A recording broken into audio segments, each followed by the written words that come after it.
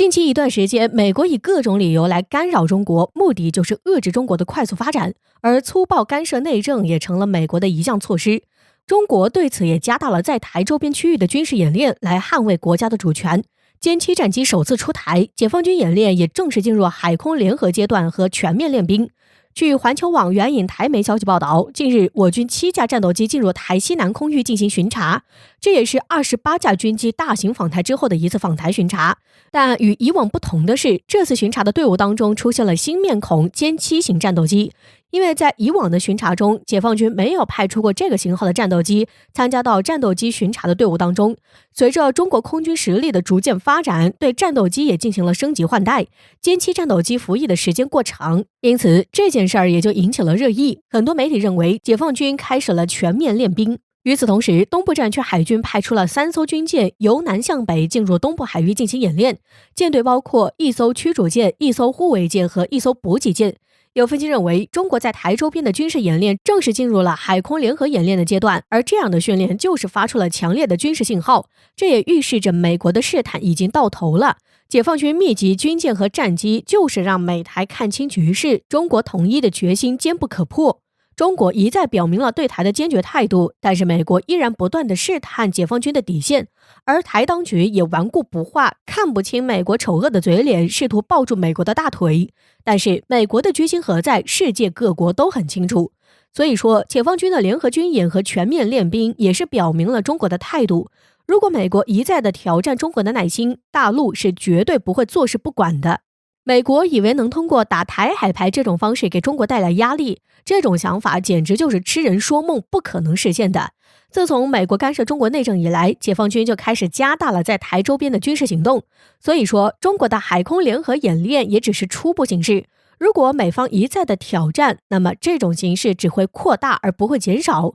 无条件的挑战中国的底线，必将得到沉重的打击。之前美国就有高官误判中国的决心和实力，认为大陆还没有能力统一台湾，这样的言论真的是可笑至极。中国有足够的能力和信心去解决台湾问题，无论有多大的恶势力来阻挡，台湾的决心也不会随之动摇半步。正如我国国际关系专家金灿荣所说，两岸统一势在必行。海空联合演练足够表明中国的决心和意志，美国的恶意干扰和台当局的一意孤行，只会让自己接受最严厉的惩罚。中方维护祖国统一的决心，不会因为像美国这样的小动作而动摇。希望美台都能看清形势，从睡梦中惊醒。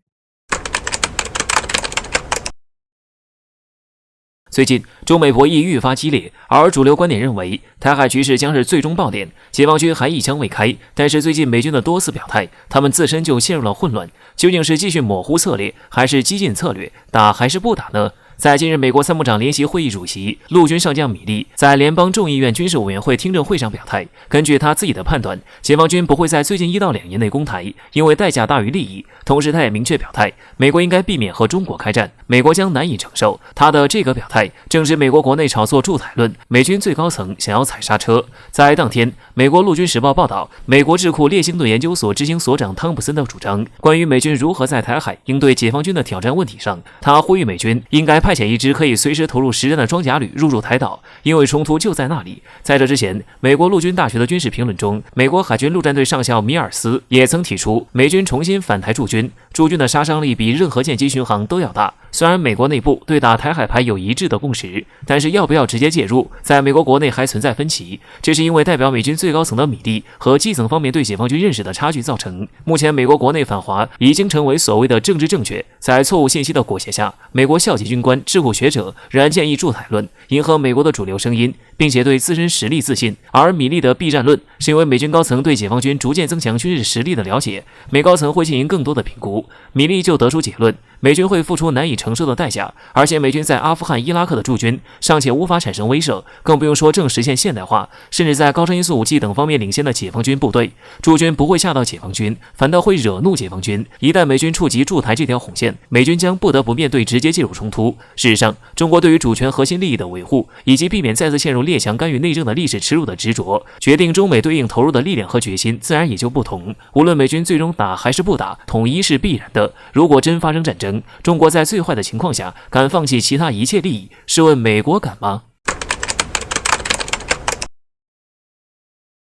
最近这段时间，美国主导的西方用尽手段对中国泼脏水、造谣、凭空捏造、甩锅等龌龊手段，更是信手拈来。但在最近的联合国大会上，中国终于发怒，不鸣则已，一鸣惊人。中国被人污蔑攻击太久了，终于迎来了全面反击的时刻。在6月22号，中国和加拿大就在联合国人权理事会上展开激烈交锋。中方代表一组国家先发言，呼吁彻查加拿大土著人被残害事件。随后，加拿大代表挑头做40多国联合发言，呼吁人权高专去新疆独立调查。不过，有超过90多个国家支持中方立场，90比40，西方完败，这让加拿大的特鲁多恼羞成怒。而在会议的第3天，交锋仍在继续，中国连对美国、英国、加拿大、澳大利亚、日本等5国。会上，中方代表多次发言，严重关切美国、英国、加拿大、澳大利亚等国侵犯难民和移民权利的行为，还着重批评了美国在美墨边境分离儿童与父母的政策。围绕移民人权特别报告员莫拉莱斯的报告，批评了美国的驱回政策，还有留在墨西哥政策。移民问题已成为美国最深层社会矛盾之一。还提及澳大利亚对难民和庇护者进行离岸处理的粗暴处理方式。除了移民问题，中韩代表一起对日本倾倒核污染水一事表达严重关切。而在24号举行的联大非执特委会上，耿爽大使就马尔维纳斯群岛问题发言。在21世纪的今天，西方殖民者为所欲为的日子已经一去不复返了。我们坚定支持阿根廷对马尔维纳斯群岛主权的正当要求，希望英国积极回应阿根廷要求，启动对话谈判，为了确保真正结束一切形式的殖民主义，继续推动包括马尔斯维纳群岛在内的17个联合国非自治领土的非殖化进程。在联合国大会之外，中国也逐渐加大火力，要求彻查美国生化实验室，敦促美国配合溯源调查。其次，要求调查紧抓澳大利亚种族灭绝以及在阿富汗等国的战争罪等恶行，这都扎到了西方痛处。他们肆意污蔑指责中国，却不允许中国还嘴反击。当中国反击了，他们才会如此气急败坏。此前我们只是一味的被动解释，现在是主动把西方国家干的一切罪恶之事公示，接下他们所有的伪装。联合国人权理事会以中国为代表的正义力量不去占领，就会被欧美日这些邪恶势力霸占下去。西方对中国的联合围剿，必然导致中国重估很多国际问题的目标和立场，反霸反殖鲜明的旗帜已经立了起来，真正的100年未有之大变局来了。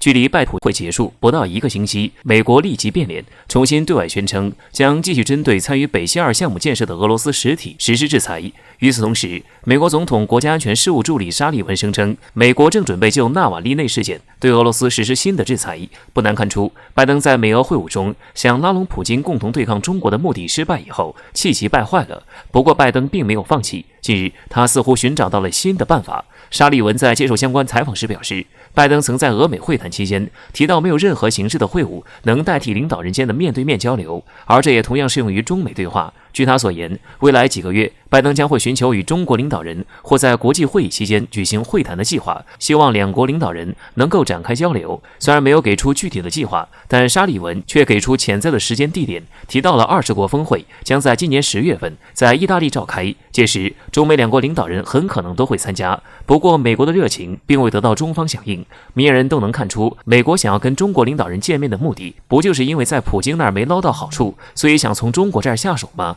想分化中俄关系，可中俄间合作如此紧密，是3言2语就能被挑拨的吗？再者，什么时候中国领导人是拜登想见就能见的？就比如此前中央外事工作委员会办公室主任杨洁篪所说，美国没有资格居高临下的跟中国对话，想跟中国打交道，是要在相互尊重的基础上进行，必须遵循这一原则。或许是想明白了其中的某些道理，美国方面近日改变了策略。据相关消息显示，美国方面打算直接派官员访华，希望美国副国务卿谢尔曼今夏访问中国。说起谢尔曼，自今年4月份担任美国副国务卿以后，就接连访问东南亚多个国家，其目的都是为了挑拨关系。其中一次在访问柬埔寨时，声称中国对柬埔寨产生了影响。由此可见，派谢尔曼访华绝对也是不安好心。值得一提的是，美国打算今年晚些时候派布林肯或者沙利文访华。如果消息属实，从这个角度来看，美国如今派谢尔曼访华，很可能是为布林肯或者沙利文打前站。一旦谢尔曼访华目的达成，美国想派其他高层来的目的也很有可能会达成，